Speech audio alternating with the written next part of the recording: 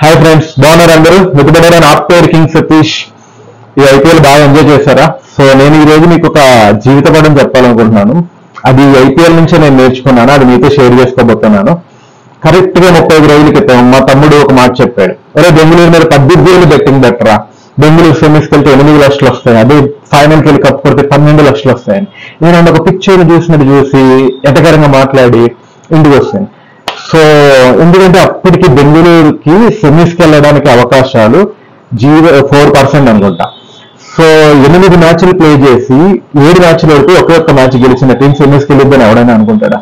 తర్వాత మిగిలిన 6 మ్యాచ్లు వాళ్ళు కంటిన్యూస్ గా గెలిస్తే తప్ప వాళ్ళు సెమీస్కి వెళ్ళలేని పరిస్థితి.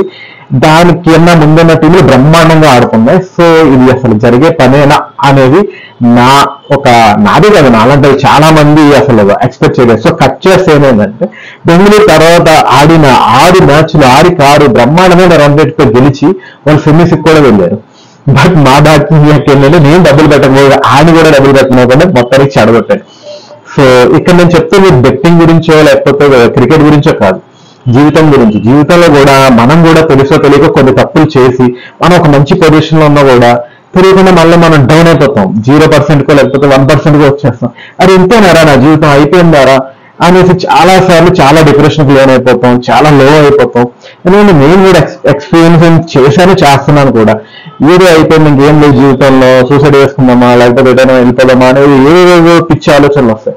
సో ఇక్కడ ఎప్పుడు కూడా జీవితం మీద ఆశని కోల్పోకూడదు అండ్ ఓటమిని అంత త్వరగా ఒప్పుకోకూడదు అనేది నాకు ఈ ఐపీఎల్ ద్వారా, అందులోని బెంగళూరు టీం వల్ల నాకు అర్థమైంది. బెంగళూరు అంటే ఆర్సీబీ అందరూ తెలుసు కదా. సో మీరు కూడా జీవితం మీద ఎప్పుడు కూడా ఆశ అనేది కోల్పోకండి. అసాధ్యం అనుకున్నది ఏమీ లేదు, ఇంపాసిబుల్ అనుకున్న దగ్గర నుంచి వాళ్ళ పాసిబుల్ అనేది ఎలా ఉండేదో చూపించారు కదా. మన జీవితం కూడా అంత ఇంపాసిబుల్ అనేది ఏది లేదు. మనం కొంచెం హార్డ్ వర్క్ చేయాలి, కష్టపడాలి. కొన్నిసార్లు టైం బ్యాడ్, మనకి కొంచెం గుడ్ టైం వచ్చే వరకు వెయిట్ చేయాలి. బ్యాటింగ్ మీద ఎంతసేపు మనల్ని పట్టుకున్నట్టు చిన్న అమ్మాయి మాకు ఎంతసేపు చూస్తారా బాబు పోదాం అని చెప్పేసి అదే పోద్ది చిరాకు వచ్చి. సో అప్పటి వరకైనా మనం ఓపిక్గా వెయిట్ చేస్తూ మన ప్రయత్నం మనం చేస్తూ ఉంటే డెఫినెట్ గా బెంగళూరు టీం ఆర్సీబీ టీం ముందుకెళ్ళినట్టే మనం కూడా జీవితంలో ఖచ్చితంగా ముందుకెళ్తాము. సో నేను ఈ ఐపీఎల్ ద్వారా ఎంత ఎంజాయ్ చేశాను మిగతా పక్కన పెట్టేస్తే నేను నేర్చుకున్న జీవిత పాఠం అనేది డెఫినెట్ గా ఇది. సో మీరు కూడా ధైర్యం కోల్పోకుండా ఉండండి. సక్సెస్ అనేది మిమ్మల్ని వెతుక్కుంటూ వస్తుంది, వద్దన్నా వస్తుంది. సో ఆ సక్సెస్ వచ్చినప్పుడు ఆ వీడియో చూసిన వాళ్ళు ఒక థ్యాంక్ యూ చెప్పుకొని చాలు. సో వీడియో నచ్చితే లైక్ చేయండి, షేర్ చేయండి అండ్ కామెంట్ చేయండి. ఉంటా మరి, గుర్తుపెట్టుకోండి. నా పేరు కింగ్ సతీష్. బాయ్.